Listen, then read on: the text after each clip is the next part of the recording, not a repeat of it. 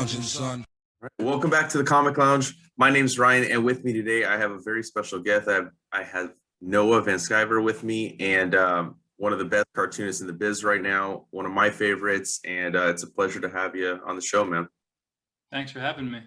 Yeah, so everybody that I have on the show, I always like to find out, like, you know, their love for comics, how it started, and in turn, like, I kind of know a little bit, like, because you do some, like, you have like an autobio book, One Dirty Tree, which I've read, which I loved. But for everybody listening and watching, may not be familiar with your stuff, you know, may not have read the book. How did your love for comics start? And then in turn, how did that turn into you wanting to create your own stuff? Well, it's just like my father was a big comic book collector when I was growing up. He had been all his life as a boy and stuff like that. So he brought that into the family, and to his sons, we were all interested in it. So I just kind of grew up with comics. And then when I was a teenager, I kind of fell out of love with it and started trying to be more of a fine artist. I don't know why, I just did. I wanted to be like a painter and stuff like that. But I had no talent for that. And so I was just drawing. And then I saw that movie Crumb. And I had only been exposed to like superhero comics or like mainstream goofy stuff like Ralph Snart, you know, those kinds of things you would find at like 7-Eleven or like the Simpsons comic.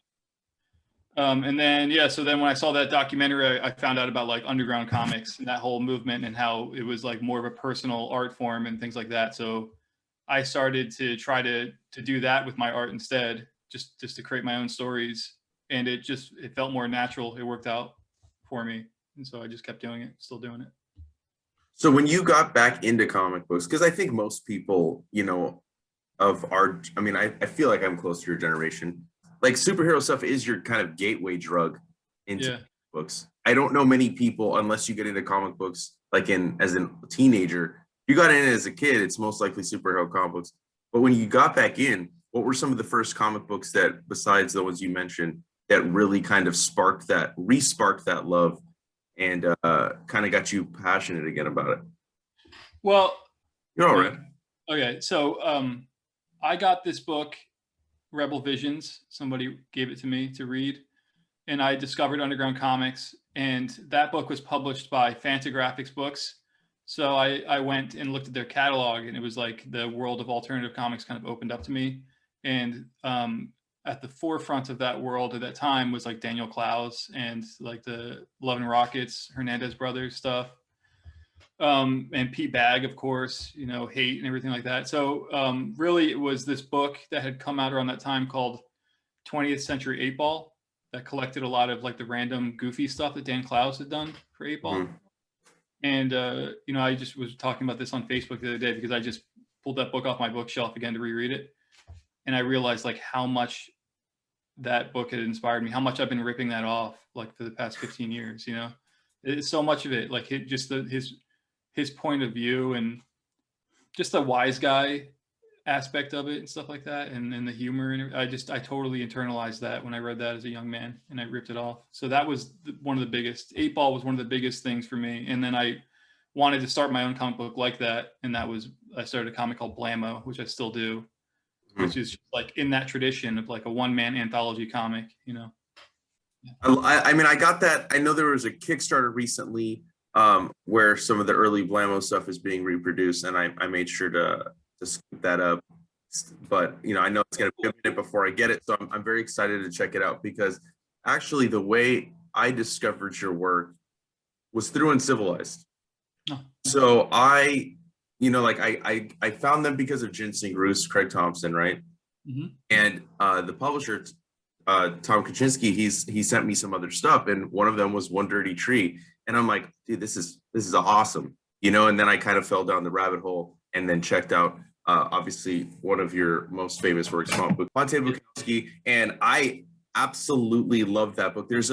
There's a group that I'm on Facebook, their Cartoonist Kayfabe Ringside Seats group, and everybody was talking about that book. One of them, this guy Ray that's in there, and he's like, you have to read it. You're gonna love it. And he was right. It was phenomenal. Wow. Well, that's great.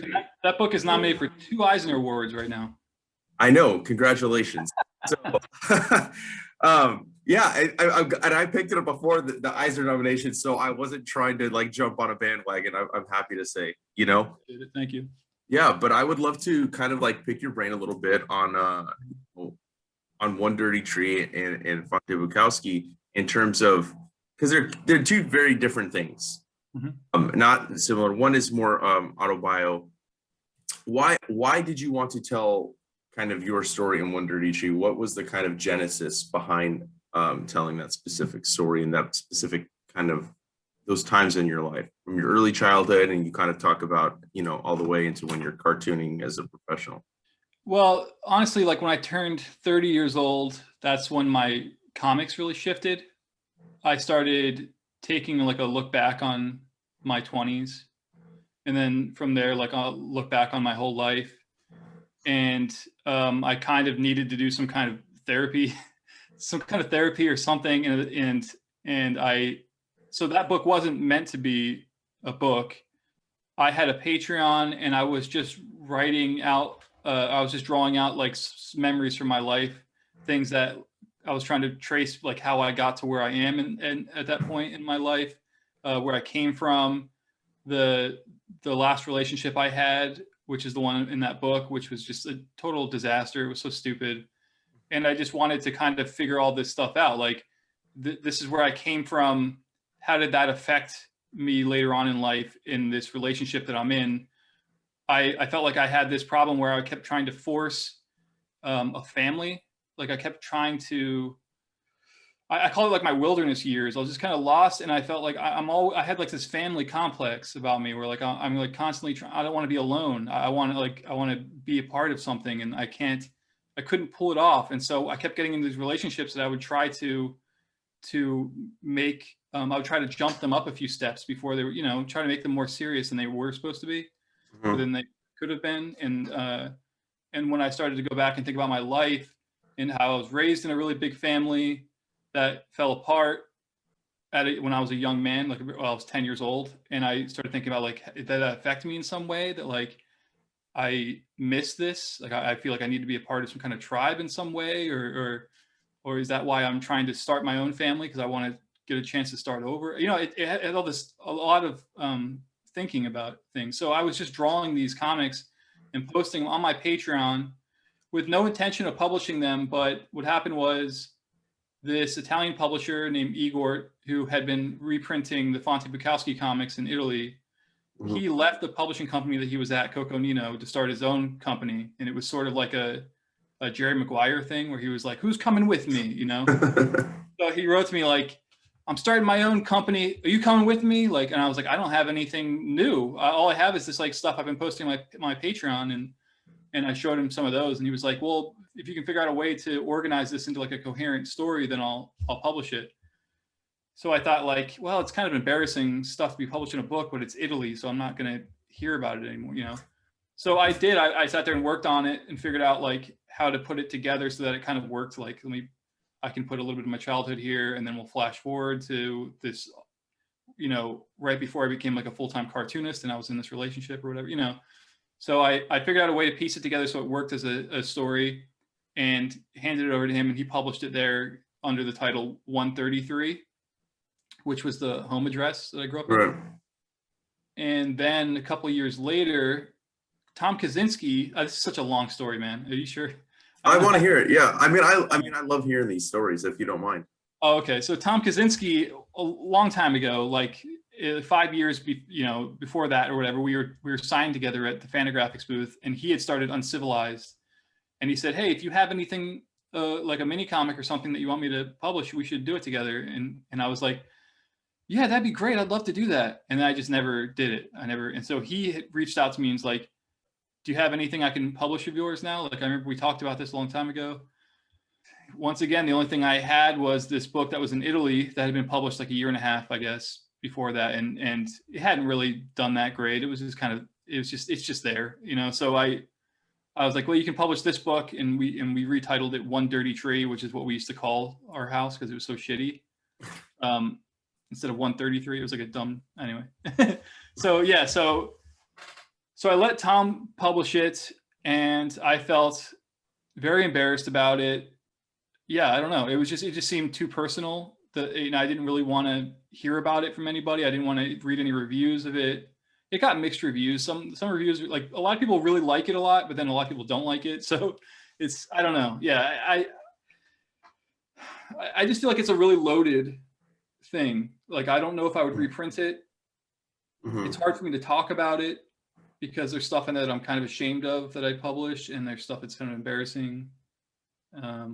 But yeah, it's out there, and Well, I think that's what I really love is your honesty, and that it was there's a kind of like a fearlessness to it because you are like talking about your own life, and I've really, as I've gotten older, over the past few years, like obviously, like I said, I started with superhero stuff, but once I jumped, and then it was like a connection. I went to Vertigo stuff, and then there, it's like I slowly graduated up to like like Fantagraphics and all the smaller publishers. Like that's why I wanted to hear this story because I love Uncivilized. I love the type of books that he's producing because it's all so different from one another. I mean, you have your book, and you got Craig Thompson's Ginseng Roots, or you have Cartoon Dialectics that Tomas is doing himself.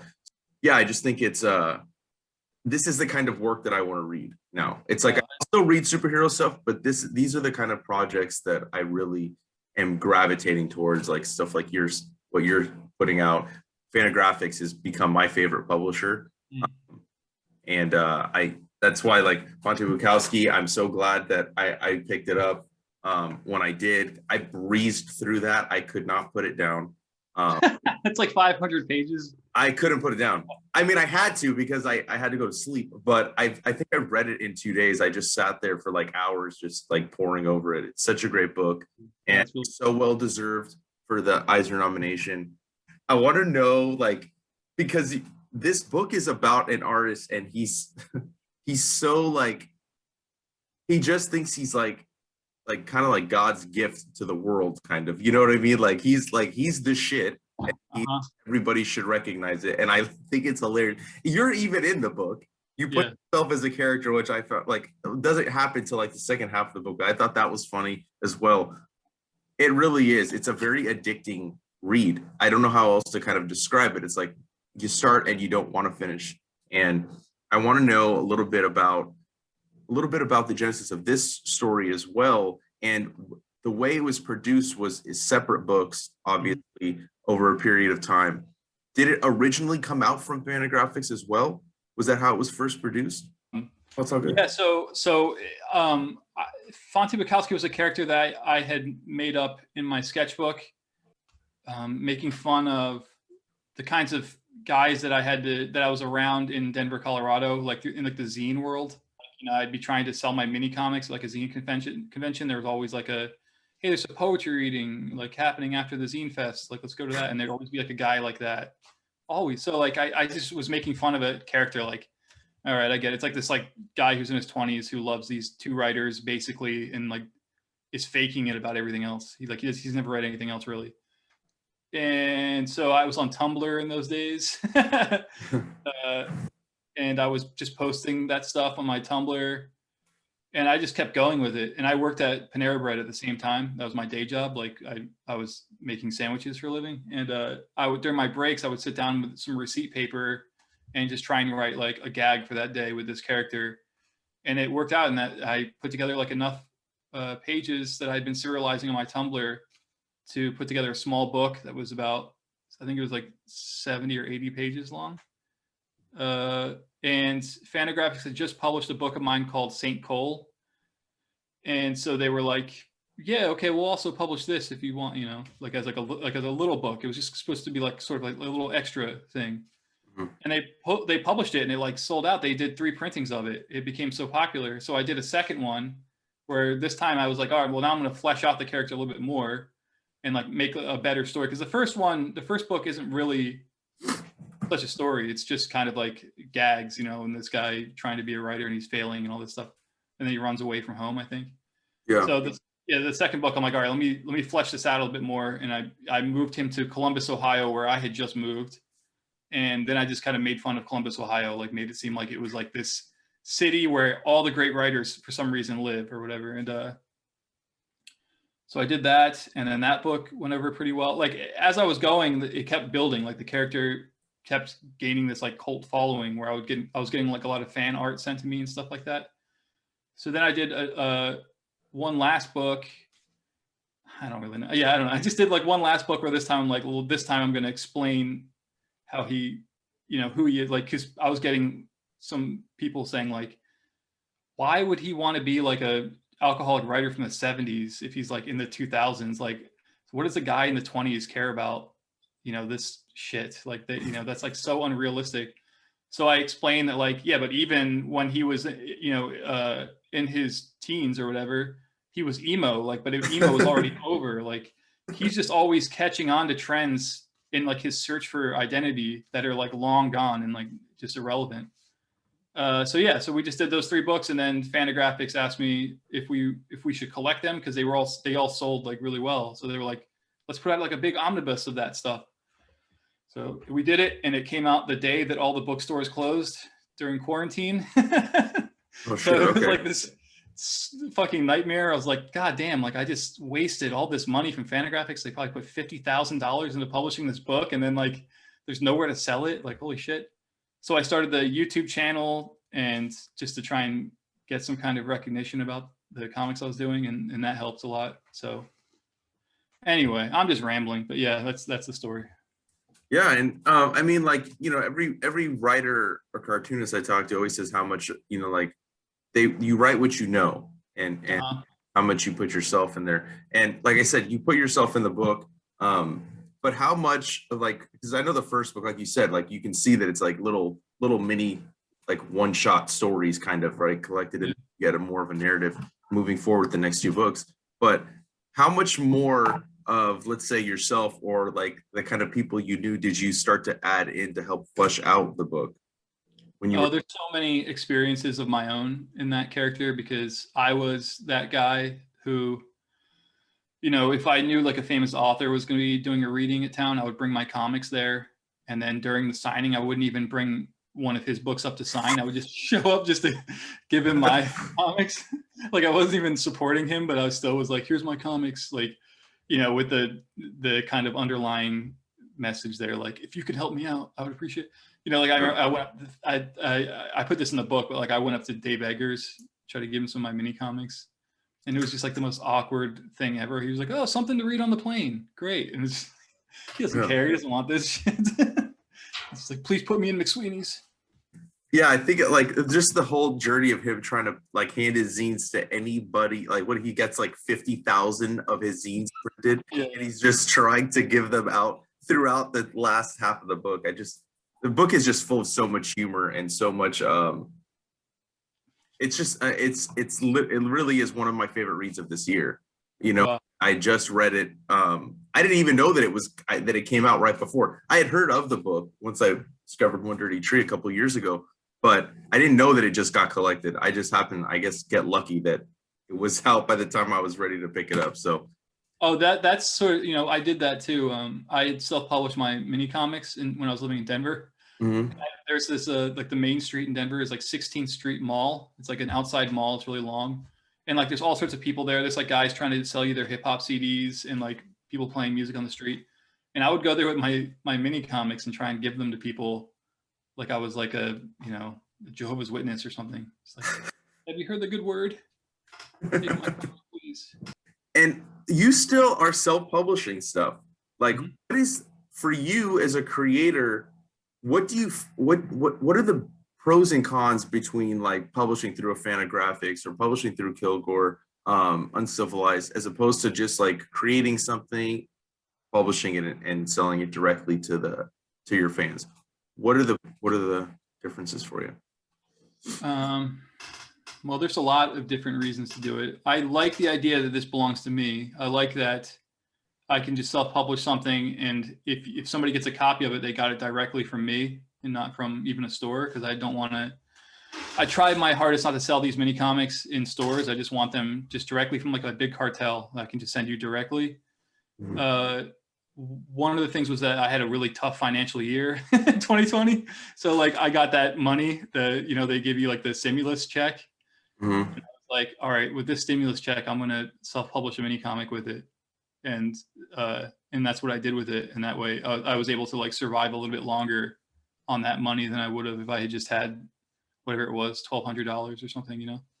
So that was how it started. And then with some of the money that I made from that comic, which was, it was for art's sake. It was the first one I did. And then I saved some money up from the sales of that one, and then self-published Boring this year. And then just reprinted for art's sake. And yeah, I don't know. I mean, it just seemed like a cool way to make extra money. And yeah, I don't know. And just like do something directly with people that are interested in my comics.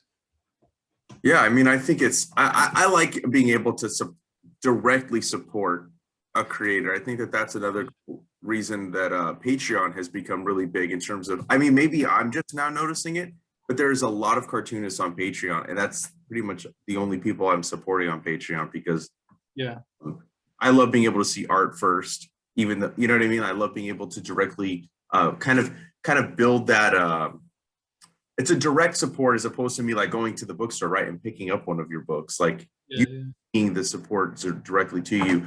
And you know, sometimes we get like downloads like Jim Rugg with his let you download some zines out of print. Is that, now I know you have a Patreon, is it something that you are doing or planning to do in the future with some of your out of print stuff? I don't know about that, but I just started serializing a new Fante Bukowski book on my Patreon. So anybody who's like on there can watch as I try and build a new story with that character. So that's exciting, because like I only have like a fragment of an idea for like what this story is going to be. Mm-hmm. And then every week I try and draw 3 new pages to post up there, and I just see like how it grows. And that's like my favorite way of like writing these books, you know, because it really is just like the goofiest things. Like, all, you know, with the Fante Bukowski books, it's like you couldn't just write out that whole thing and then draw it. Like you need to like write it as it comes along. Like things happen to you in your life that you go like, oh shit, like that'd be a good like page or whatever, you know, like things occur to you in the middle of the night. So yeah, so I'm like doing that now on there, and it's like really organic and fun. But I don't know, I haven't thought about like out of print stuff. Like it's pretty bad, you know, like a lot of the stuff that I've done that's out of print, I don't know if I even want, like even the Blammo book that we're reprinting, people are going to see like those are comics that I was doing when I was like 24 years old. They're just bad. They're angry. They're like, not, I don't know. It's just like, I can't get behind that shit. I mean, I look, I'm not a artist or anything, so I guess it's hard for me to kind of relate in that respect of like, oh man, I don't know if I really want people to like look at this anymore rather than check out my new stuff. Mm-hmm. I mean, even when I go back and I look at some of my my first couple videos, you know, on YouTube, I'm like, fuck. Oh yeah. I look stupid. I'm like, I look like an idiot right now. You know, and like I would ask people, and they're like, you don't look stupid. You're fine. I'm like, no, I'm seeing what I'm doing wrong. You know, like that, I just don't look as comfortable in front of the camera. So like, I get it in that respect, but at the same time, with like, I love seeing creators' early work and being able to kind of watch their progression from like their first stuff. So it doesn't matter, like to me, like I like seeing the style change or whatever, like the little working out the little imperfections as they become, you know, more comfortable as an artist. So I am very excited to check out the Blammo stuff. Yeah, well, you know, you're right. Like I am interested in that too. Like seeing my other fellow artists work. You know, like seeing early comics. I still read a lot of Adrian Tomaney's early comics, like the little Optic Nerve zines and stuff like that. Mm-hmm. So I understand. It's just that when you're on the other side of the fence there, like when it's when it's your work that everybody's gonna be looking at, you're kind of just like, but you know, even like the newer stuff that I've done, like a year after it's published, I feel like kind of embarrassed about it. Like I'm always like, I wish I could have done that better or something. Like I'm never, I'm not like, I don't feel like I can really completely stand behind anything I've ever done. I just feel like there's parts of it like that I just cringe about, you know. Is that kind of like what gets you going when you're like creating something next? Is you're like, I got to top myself. I constantly that want and desire to constantly like be better than the last project. Maybe, but it's also, you know, I get excited about like, I know that I'm a better storyteller now than I ever have been, mm-hmm. just by the nature of doing all the comics I've done. But like, I get excited about that. Like, just keep, have this momentum going. I just kind of coast on it. I just keep going, and it keeps building and building. And like, just the other day, well, for example, right now I'm working on this comic for the new issue of Blamo that's about all the cross-country tours I went on with John Porcellino, like about 10 years ago. And so I started going through my old WordPress blog and like reading these old posts about that era, from that era. I started to feel like, fuck, I've been doing this this is just like, I've been nonstop doing the same thing. Like, how exhausting is this? Like, oh my God, I'm just looking at this. I'm writing about all these exciting things that, I was like, oh, this zine published my comic or whatever, and this is written. I'm like keeping my readers up to date. But at that time it was like my family reading my blog basically. And I just felt like, fuck, I'm still doing this. And I was just like a young man at that point. And I guess it's like that. And, I was reading stuff that's like 12 years old or whatever. And I'm like, I'm going to be thinking about what I'm doing right now and thinking, holy shit, I'm still going. Like, I guess it's just weird you just put yourself on that path and you just go forward as fast as you can. Yeah. I think you forget about how long you've been doing it, like the time warp and stuff like that. And I don't know. So yeah, I just keep going out of like momentum, basically, that for some reason I was able to pick up all those years ago. But I've never been like, I'm going to quit comics. Fuck this. That hasn't happened yet. I just still want to keep doing it and put out more and more stuff and hopefully put out better stuff. And I like that I'm getting all these people writing to me now saying like they just started getting into my work and there's so much for them to track down and collect, because that's kind of cool. It's like they just found out about me, but then there's like so much shit that they can like find, get into, because I've just built up such a body of work over the years. That's really gratifying. I'm really happy about that. And so I just want to just keep going and keep giving them more and more cool stuff, That's what I love too. Like I said, I discovered your stuff somewhat recently, not like over the last month or two, but like, over the past couple of years. And like, yeah, there's a lot of stuff for me to like still grab, like it's like when I was younger and I would discover a new band, or I would discover like, and I'm really into hip hop. So I would discover like some underground hip hop artists. And then I would just like, I just keep finding album after album. And then I'd find people that were featured, and then I'd go find their albums, and I love that. I love discovering new creators and then being able to go get a bunch of their work, because it's like, there's so much available. Yeah. I was putting together a list of everything, all the books I'd ever done for the back inside cover of Blamo, to be like, here's a checklist basically. And I did it, and I was like, I think that's everything. And I went out for a walk, and a couple of days later, like 2 things popped into my head, like 2 books I did popped into my head that I completely forgot about.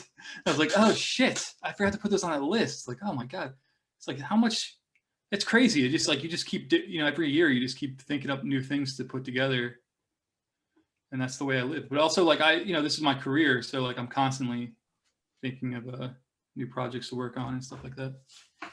Yeah, I mean, I wanted to ask too, like you mentioned it during the pandemic, it was kind of a rough year for a lot of people, financially, mentally, emotionally, all that kind of stuff. But for you, like, was there kind of a resurgence for like creativity? You started your YouTube channel. I would love to hear a little bit about that, but also the comic books. Were you producing more besides the ones that we have seen that you've released self-published? Yeah, well, I've been working on like a new issue of Blamo kind of in between stuff. And last year I finished, early this year, I finished a giant biography. It's like almost 500 pages of the founding of the Mormon religion and the prophet Joseph Smith. And so I spent a few years just doing nothing but like studying that. And then well, I mean, I was drawing stuff on the side, but like basically I was researching that project for a long time and drawing it. So I finished that last year or earlier this year. And that was like the biggest thing. So that'll be like the biggest book I've ever done. And nobody has seen anything from it really. Yeah. And then just like comics for Blamo, the new issue of Blamo that I'm trying to get out. And now like the new, whatever this Fante Bukowski becomes, like a book or a mini comic or however long the story gets, that'll be something too, Yeah. Yeah. And there's always like stuff for like anthologies or like foreign editions of a book or something they have to do new stuff for, things like that, It's a full-time job, man. Oh yeah. I mean, the YouTube channel, though, I would love to hear a little bit about you wanting to start that, because I always find it interesting. It's kind of like I said with Cartoonist Kayfabe, it's interesting to get perspectives from creators, right, on comic books. Some of the comic books that either are new or stuff that I grew up reading, like they'll go through old stuff, or when they were doing interviews, which they haven't been doing them for a while, but like I love hearing like two people in the business kind of going back and forth. So what was the kind of, what sparked that idea in your head? Like, oh, you know, maybe I'll start a YouTube channel. Maybe I'll start interviewing my fellow creators and talk comics with them. I guess I just felt like I needed to, like you know, as I talked about, like that Fante Bukowski book came out, and I just felt like this thing's dead in the water, and nobody's going to write about it. It's, you know, it's, I don't know, it's just like not really a good time for that book. So I need to be my own press, and I need to like have my own venue where like I don't need to depend on some comics blog to write about my new book. I can just write about it and directly tell my readers about it or something, you know. And I also just wanted to like have a more direct relationship with people that would be reading my comics, and I wanted to talk to other artists who I've known for a while or people who I've really respected, and just have like a casual like Dick Cavett style conversation where like I barely even have any questions written down. I just have like a couple bullet points about somebody's career, and then we just have a talk as like two professional cartoonists, you know, and then let people in on that side of it, and maybe turn people on to other artists that they don't know about, and let them get to know that person. I don't know, you know, it just seemed like you know, last year maybe in the mini comics too, like I really needed to take more control of my career and stop just like publishing books and then just hoping that the publisher was going to do all the work for me. Like I needed to get back into that DIY seat and take care of the business that I wanted taken care of, you know, because I don't know how to say it. I just felt like I just needed to take more control. And so that's what the YouTube channel was. And it's become like such a fun thing, but now it's more, you know, I was doing like several a week at one point.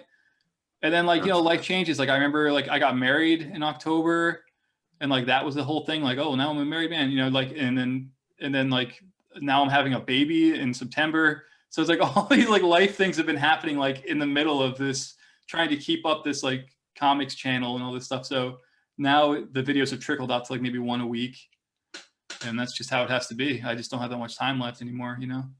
I feel you. Yeah. Are you a dad or not? I'm a dad. I have a 6-year-old daughter. So Oh, okay, cool. yeah, and I work 2 jobs. So I totally get it's hard, like especially with YouTube, because YouTube, you're more well known than I am. So like obviously like you kind of built a following probably a lot quicker than I did. But yeah, I mean, it's just like with YouTube, you sink or swim, kind of, you know, like somebody like me, and like there's so many comic YouTubes out. Well, I don't have a huge subscriber count or anything. It's just like, you know, because of the stuff that I'm giving them. Like I'm not even interested in thinking about what videos are going to build an audience, because that stuff seems like it's like mostly like outrage bait.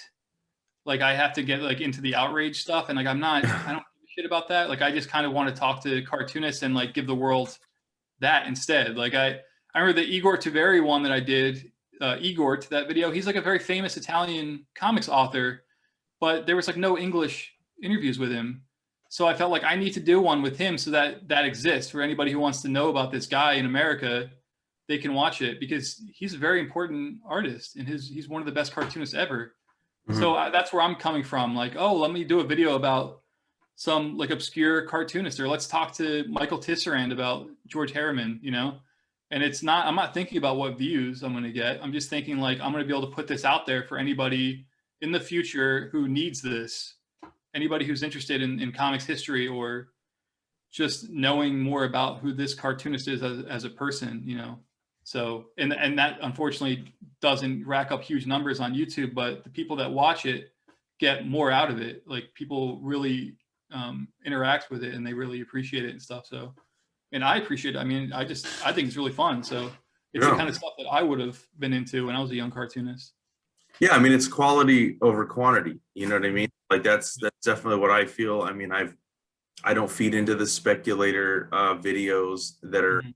rampant on YouTube. I'm not going to sit there and bash. I didn't like.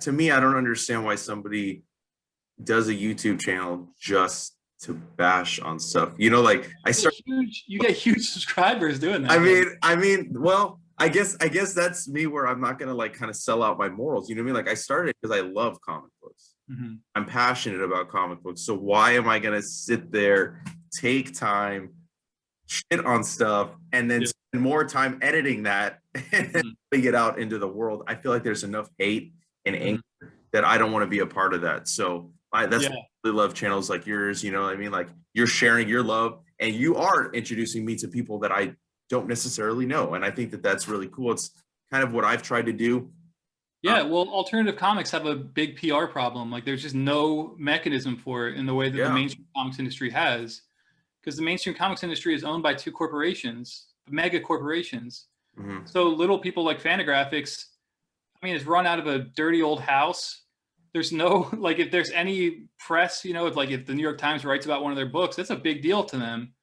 So, and everybody else, like they have like one website, really. It's like thecomicsjournal.com is like the website for alternative comics, but that's not enough. Like you need like everybody talking about all the stuff that's coming out because more amazing graphic novels are coming out now than ever have been. Yep.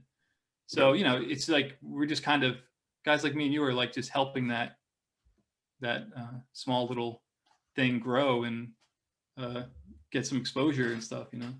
Yeah, I think it's important. I mean, I interview a lot of guys that are doing self-published stuff. You know, some like they put out some of their first comics over the pandemic, and that's kind of what I've like. I'll interview people that write for Marvel and DC as well, but like I like to like put in the indie stuff as well. You know, like, and I feel like that's more why I want more subscribers because I want more people with eyes on this stuff. You know, Yeah. it's not about like, oh, I want recognition. I just that's my goal with my channel is to kind of turn people on to new cartoonists, new creators, and new books. Not just the Marvel and DC stuff, because it's not what comics are. Comics is Fantagraphics. Comics is Drawn and Quarterly. It's Kilgore. It's Uncivilized. It's all these other publishers that people aren't even really aware about, and Yeah. that's what I think is important to kind of spread the word on.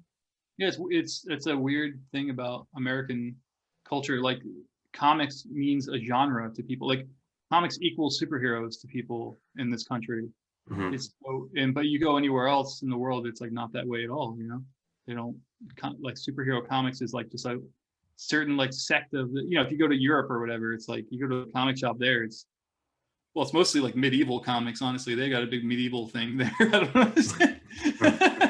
But they've also got all sorts of stuff. They got like comics that are about like an artist interviewing a famous chef. They got like comics about wine. They got everything. Everybody has a comic that's for them, and if you do a festival in a different country, you don't see, it's not just like cosplayers walking around or whatever. It's like you got whole families that are there looking for books, and it's just like a book festival. They don't, it doesn't look like anything. It's not like a big media event.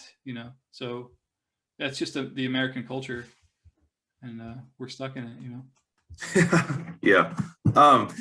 Speaking of conventions, like, there haven't been conventions for a while now. I know some of them have trickled back in, Zine Mm. Fest. Do you have any of those on the horizon? Are you planning on hitting those again? I know you're going to be a dad soon, so that's obviously going to be a factor in you traveling. I mean, I know I didn't do much at least in the first year of going anywhere, but I was Yeah. so I was just kind of curious, because I know that as a self-published cartoonist, even like an indie cartoonist, like that's a very important aspect of in terms of bringing in new readers and kind of getting your work out there. So I was curious if that's on the horizon for you.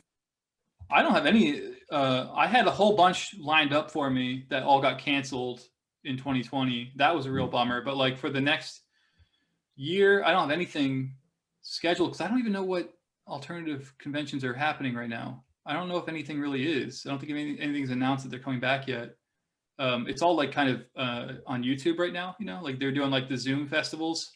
Mm-hmm. But like you and I do that stuff on our channel, so it's like that's not anything special. Like I could just have a live stream and invite a bunch of cartoonists to chat on my thing. I'd be getting the same amount that I would be getting if I did like a festival thing. I don't know. So I'm waiting for that stuff to open. I have a book coming out in the spring. That Joseph Smith book is coming out in the spring, and I hope that I'll be invited to do some events for that. But we'll just see. And also that's another thing is like, I don't know how active am I going to be at that point in my life. I might just still be home with my kid and my wife, you know? Yeah. And so I haven't been invited to anything. That's all. Nobody invites me to anything. Well, I would invite you to mine because I like that's something that I've really wanted to do. Like I don't know, I've been like had a lot of time on my hands in terms of like thinking of like new ways that I like because I just want to be in comic books in some form or capacity besides just the YouTube channel, besides working in a shop. And I thought about like, man, there's no like I'm in LA, but I'm in the San Fernando Valley. So like there's no real like indie type shows out here that are, you know, that are frequent. So like I've thought about maybe I should start one. I just don't know what that looks like. But Yeah. it's something that I think is definitely missing out here. You know what I mean? Like there needs to be more shows like that, like kind of how you described more in Europe. That's kind of what I would like to see more of here. And I kind of want to start one of those. I think that would be kind of fun to kind of do. Yeah. We'll do it and then invite me to come out. All right. All right, I will. So, you know, before before we kind of wrap it up, I would really love to hear about some of the, you know, some of the projects you got coming up. Besides the one you mentioned, if there's any other ideas kind of percolating that you want to do. Yeah, just kind of curious on what's on the horizon for you. I don't know. There's a lot of stuff that's just kind of, I feel like I finished that Joseph Smith book and I had been so intense on finishing it that when it was done, I just kind of have been chilling. You know, I've been doing like stuff that doesn't have a deadline. Mm-hmm. So just comics on my Patreon, the new issue of Blammo, which could or could not come out. I don't know. I don't know what's going on. I have like a book that I'm sort of putting together for Fantagraphics for next year as well, which is just like collecting a lot of these autobio comics I had done for different anthologies and stuff. And then they're doing the paperback collection of the complete Fante Bukowski. So we're kind of designing that right now. But like as far as like a new book or something, I just have ideas, but I haven't really started anything. I'm not really sure. And I'm nervous to do that because I don't know how much time I'm going to have for that kind of stuff. I mean, you remember, like, I don't know. No time. I remember. Yeah, I remember. not a lot of sleeping. Yeah, burning the candle at both ends. That's kind of what it is. But Yeah. I wouldn't change a thing. Being a dad. Yeah. Like I'm like rushing to get stuff done because I know like I'm not gonna have a chance to, you know. And I also have been like, how can I? You probably were like this too. Like, how can I make money before I have a kid that I need to? I'm a cartoonist, for God's sake. Like how am I gonna do this? You know, I don't know. I always just kind of had the mentality of everything will work out. Mm-hmm. And so far, almost 7 years later, everything always works out. Somehow the money always comes. You know, that's great. You just have the faith and know that everything's going to be all right. And it kind of, that's been my motto and it's worked. You know, like maybe sometimes I'm working harder than others. But it always works out. And I think that, you know, being a dad is one of the greatest gifts. So congratulations, man. I think it's you're going to love it. Well, thanks. That makes me feel a lot better because I kind of feel like that too. I'm like, I don't know how it's going to work. It's going to have to work somehow because what am I going to do? I'm like, am I going to go back to school? You know, as like I'm already going to have less time to even do my comics. Like, am I going to have to like now go back to school and learn how to be a carpenter or something? Like I have no other, I can draw. That's what I do. So, you know, I don't know. Yeah. Just keep doing what you do, man. You know what I mean? Don't rob the world of your work because, you know, like you have a lot of fans out there. We all want to see your work. And like I said, everything will work out. I'm a firm believer in that. Everything happens for a reason. Everything will be okay as long as you just keep doing the next indicated step.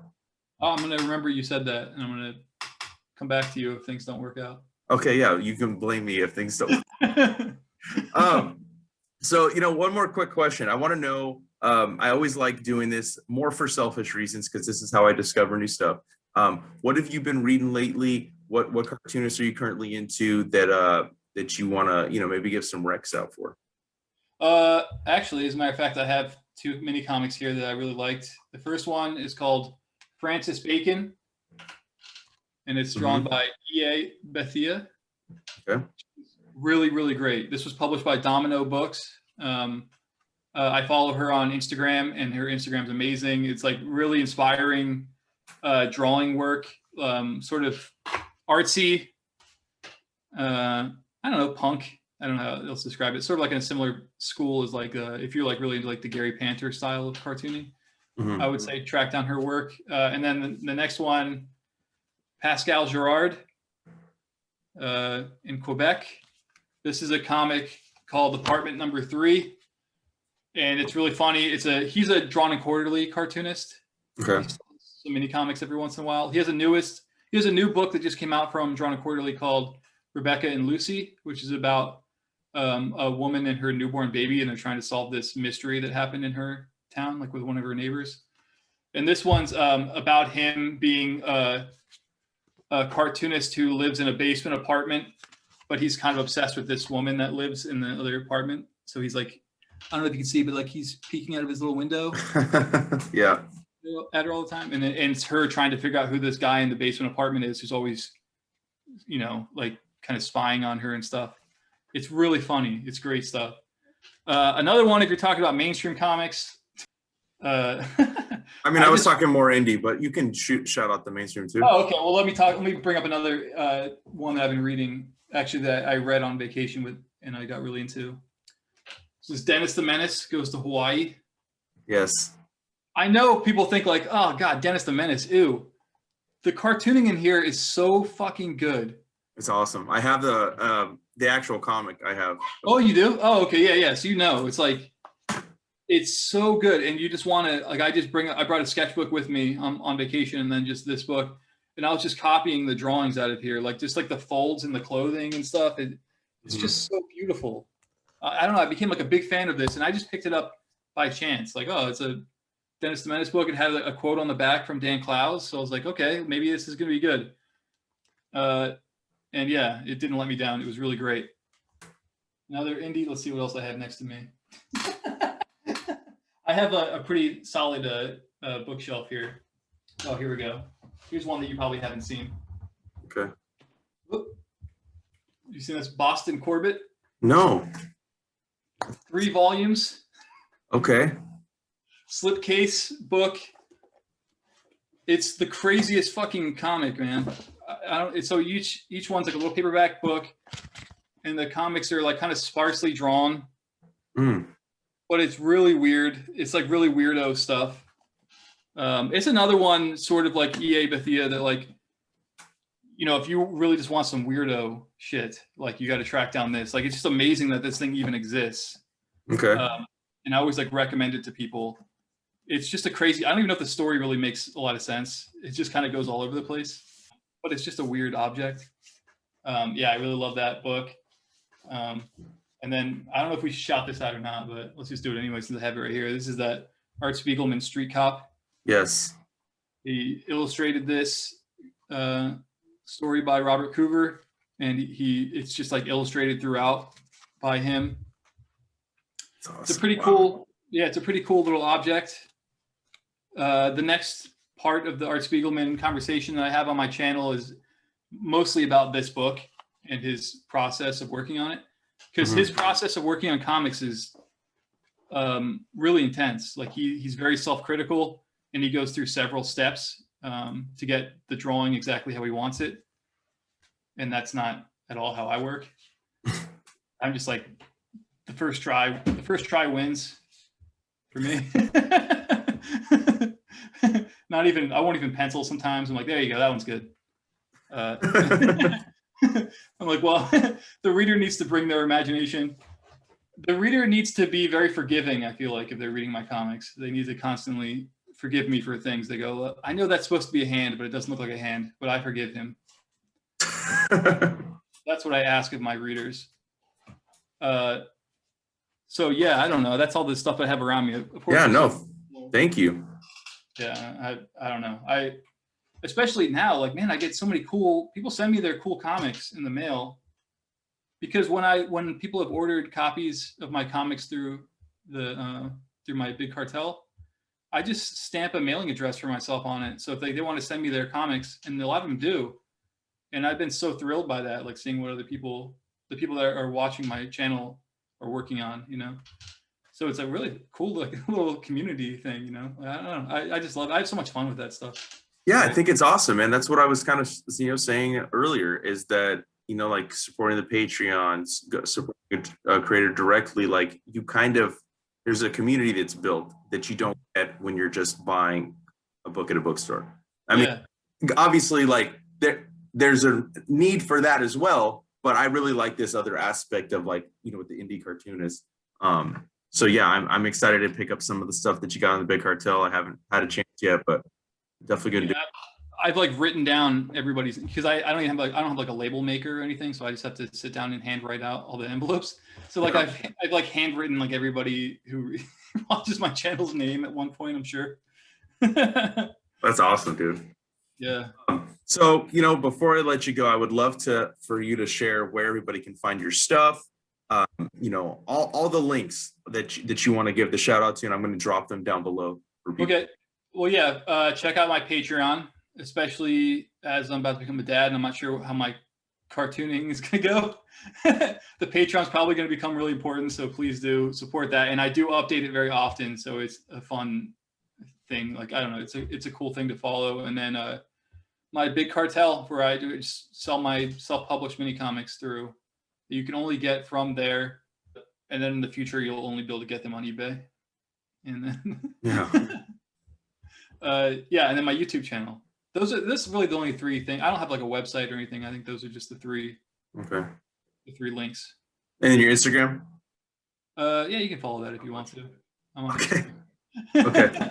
All right, cool, man. Well, thank you so much, dude. I had a blast talking to you, and thanks, man. Congratulations again on the baby, and I would love to do this with you again sometime. Sure. Yeah, that would be great. It was a pleasure. It was really fun meeting you.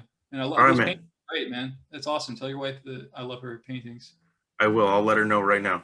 All right, man. Thank you, and I'll talk to you soon. Okay. See you later. Bye.